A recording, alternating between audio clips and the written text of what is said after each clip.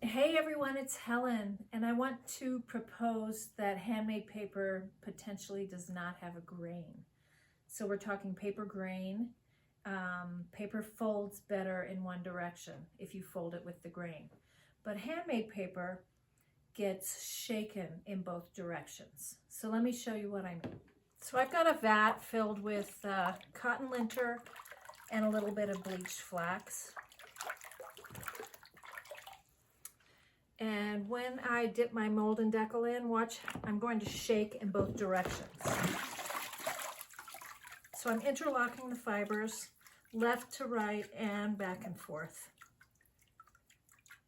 And so this paper won't really have a grain. Now, I would say in general that some handmade papers might have a grain in this direction because that's the direction you pull and shake first. And if you don't have a lot of time, these fibers drain slowly, so I had a lot of time to shake in both directions. The fibers might align in that direction. Now, why do we even worry about paper grain? Well, let's fold this again. So this is against the grain, and this is with the grain. We want our pages to lie flat. You see how much more open this one is than this? So especially in books, so when books are made, they're often folding larger sheets, way larger than this sheet, in half and then in half again, and then maybe even again and again, because they start with a much larger parent sheet. Then they'll trim off this top edge so that these pages are all nested together and even nest in other ones. And this is the direction of the grain of this particular paper. So it will lie flat when you build up, like when you put a magazine together or something like that. You want it to lie flat. And if the grain is in the wrong direction, the paper is actually going to want to open back up and will not lie as flat. So that's why we worry about paper grain. Now, when paper is made commercially on a machine, the fibers are shooting out in one direction, and so they align, and so the fibers align to each other, and that is what forms the grain of the paper.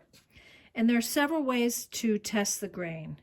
Usually, when you buy a sheet, large sheets though, parent sheets, called parent sheets, the paper is grain long. Which means that the grain runs in the longer dimension. But this was cut down from a larger sheet, so I have no way of knowing that unless I bought it from a supplier that specifies.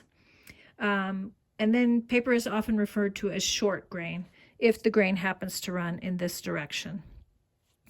So this is a very heavy piece of paper, heavy weight, and I'm going to do the bend test. So I'm going to bend in this direction and then in the long direction. And can you see it's very hard to bend in this direction versus this direction? Now, sometimes that can be an illusion because I've got more paper that I'm bending in this direction than in this direction, but this is obvious to me. This is very hard to bend in this direction. So that means the grain is running in this direction. So if I wanted to make this a cover of a book, I would want to fold it this way. Now, in addition to the bend test, you can do a fold test. So this is folding easier in this direction, so the grain is running long on this sheet. Now, the bend test is the best if you can do it because you don't damage your sheet. The fold test, you have to actually fold your paper, and then it's folded. So let me fold it in this direction. This is like a 65-pound cover. That folds very nicely. And then I'll try it in the other direction. And can you see how it's not wanting to fold? That is against the grain. So I get that wiggly, wobbly fold. So that's definitely against the grain, and this is with the grain. Now another test is the tear test. So you can actually tear your paper in both directions. So let's see which way this one tears better. This is just regular copier paper. That tears pretty well. And then this way. See how it's going off skew? So it doesn't tear as straight in that direction. So I can surmise that this is the grain direction. Now, one other way to test the grain is to use water to wet the paper. So I'm going to cut a little strip. I'm going to leave it attached.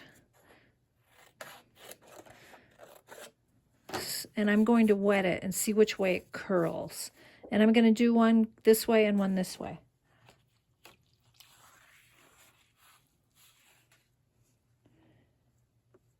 And so you see how that is really curling, and this is curling too. So this one's staying more straight. The fibers are swelling within the paper, and the grain is running in this direction. So that's another way to test the grain. Now let's do the water test on a sheet of handmade paper. So this is a reject sheet. The watermark is not very good. It slipped.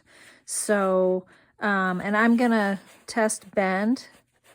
By the way, a watermark, it will bend much easier because it's thinner there. So I'm bending in the middle here where I don't have the watermark, but you could use a watermark, like just a line watermark, as a way to create a fold spot, to weaken the paper in that spot and make it bend better.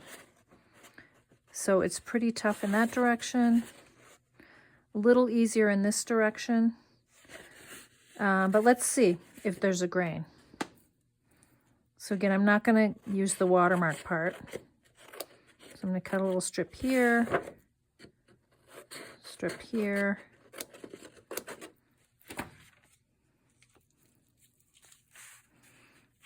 Really wet that. Now this paper does have sizing in it, which makes it resist water a little bit.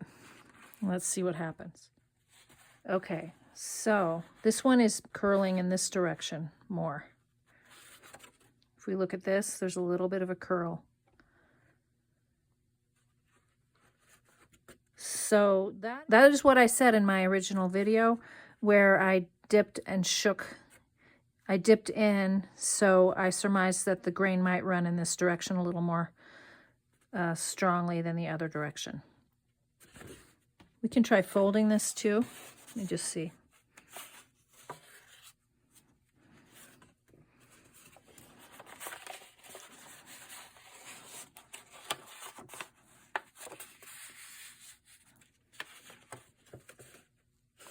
Okay, I'm not seeing a huge difference. It's not a clean fold in either direction. But if it were scored, I think that would fold fine in either direction. I'd love to hear if you have other ways that you test paper grain. Feel free to share.